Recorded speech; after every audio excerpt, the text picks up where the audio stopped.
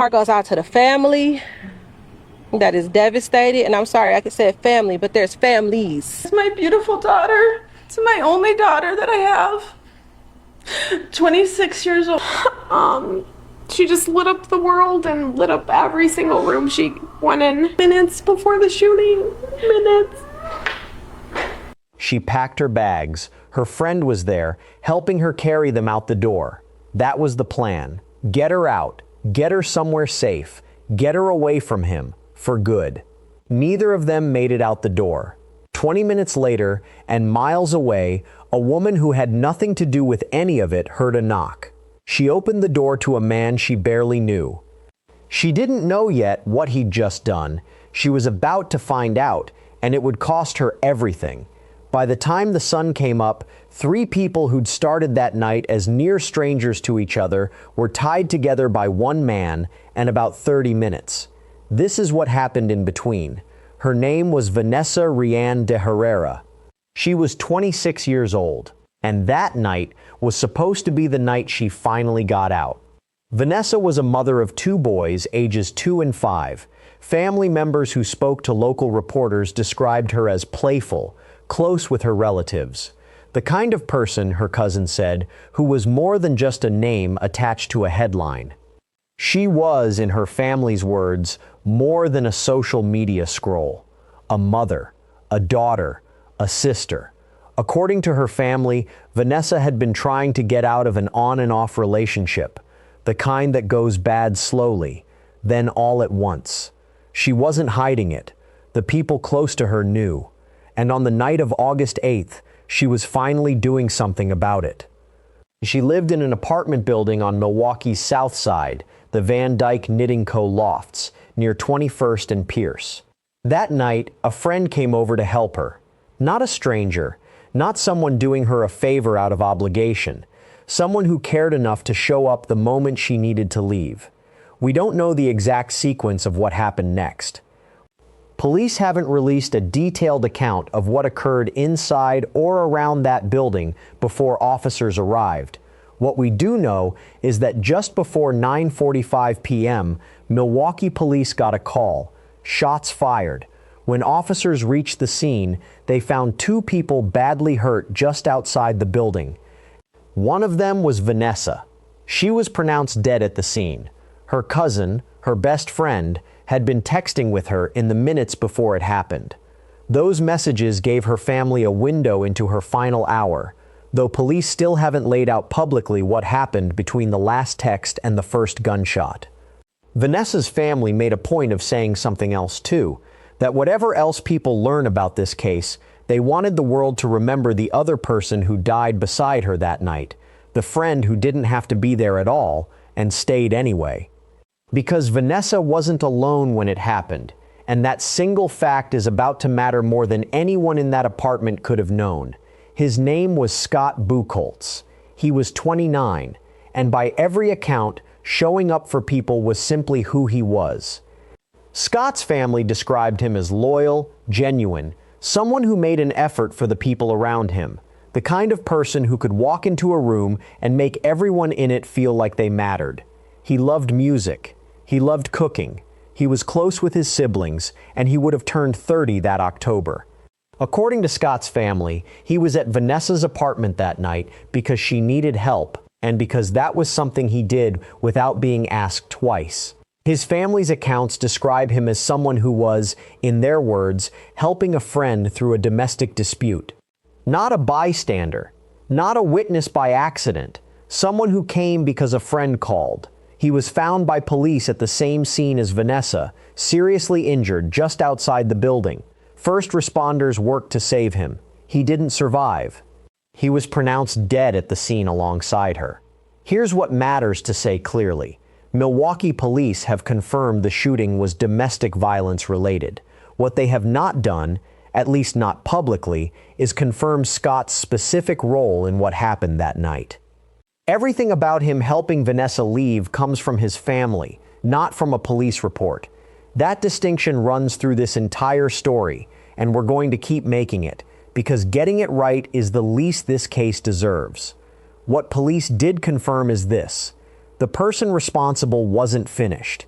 About 20 minutes after Vanessa and Scott were killed, and roughly 4 miles across the city, officers were called to another shooting. Different street, different neighborhood.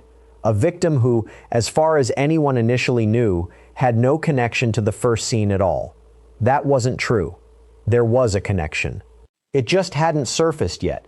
Her name was Shamarla Hare. Some called her a seer. She was 39 years old, and until that night, she had no reason to believe she'd end up part of this story at all. Shamarla was a Navy veteran. She'd enlisted straight out of high school, her uncle later told reporters.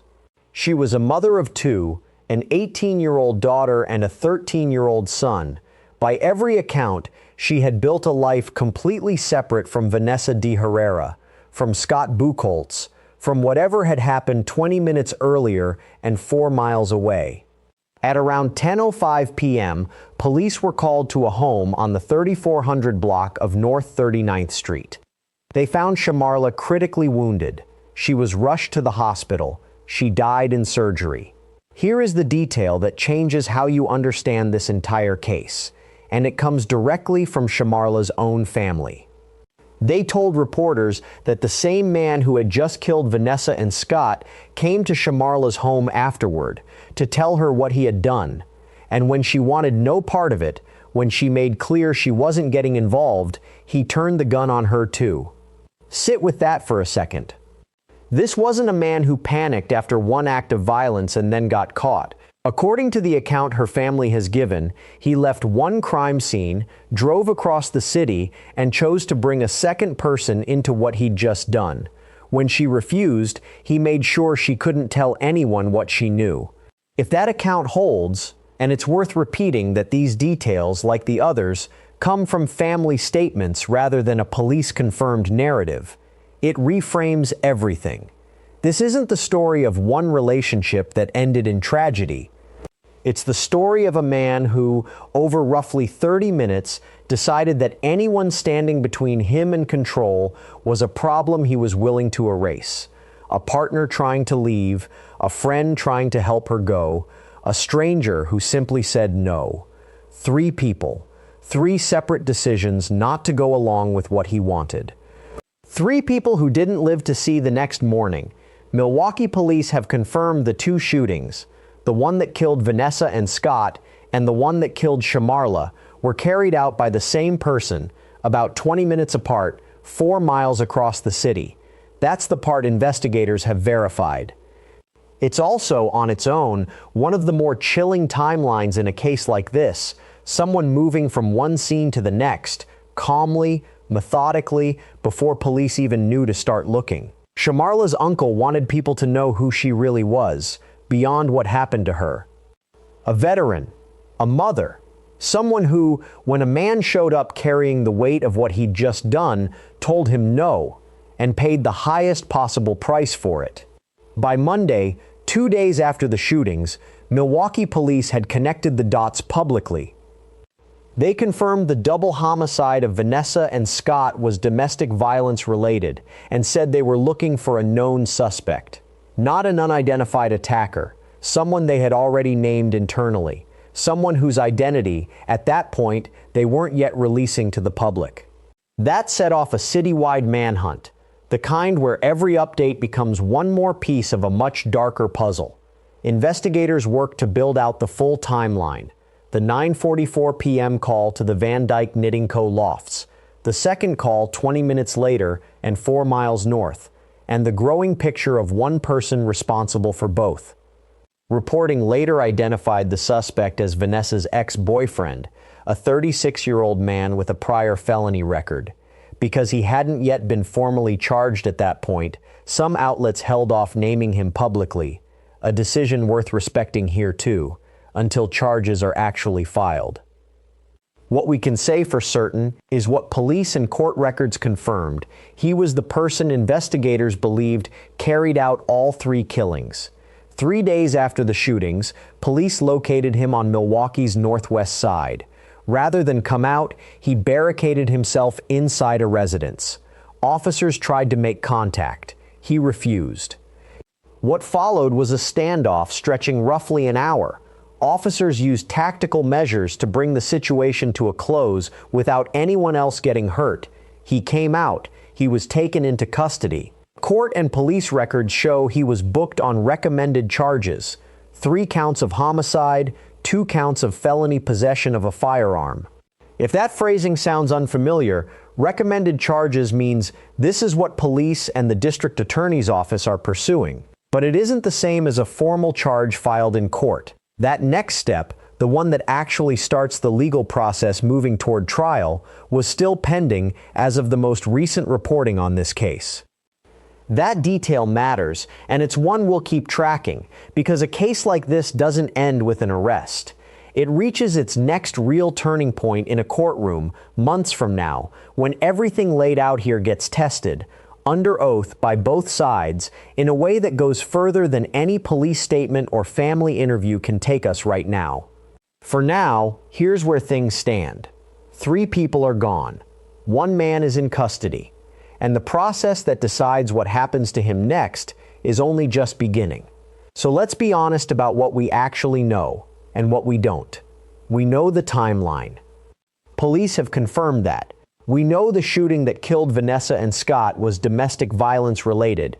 That's a police statement, not speculation. We know a man was arrested after a manhunt and a standoff, and we know what he's currently booked on.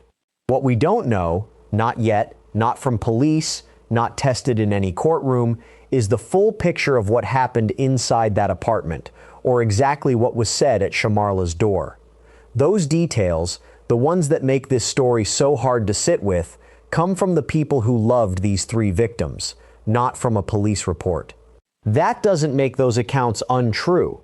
It just means we owe Vanessa, Scott, and Shamarla the precision of being clear about where a confirmed fact ends and a grieving family's account begins.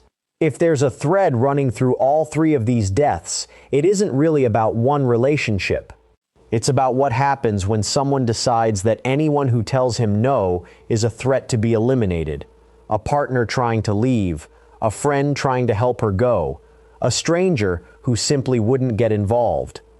Scott's family has set up a fundraiser to help cover his funeral costs. I'll leave a link in the description if you'd like to support that directly. As for the case itself, formal charges hadn't been filed as of the most recent reporting available. That will change, likely soon, and when it does, this story shifts from what happened to what happens to him now. I'll be following this one through the court process. If you want to know the moment charges are actually filed, not recommended, filed, that's exactly the kind of update I'll be posting here, so consider subscribing if you want to stay with this one. But before any of that, Vanessa DeHerrera, Scott Bucholz, Shamarla Hare, say their names, not his. That's the least this story owes them.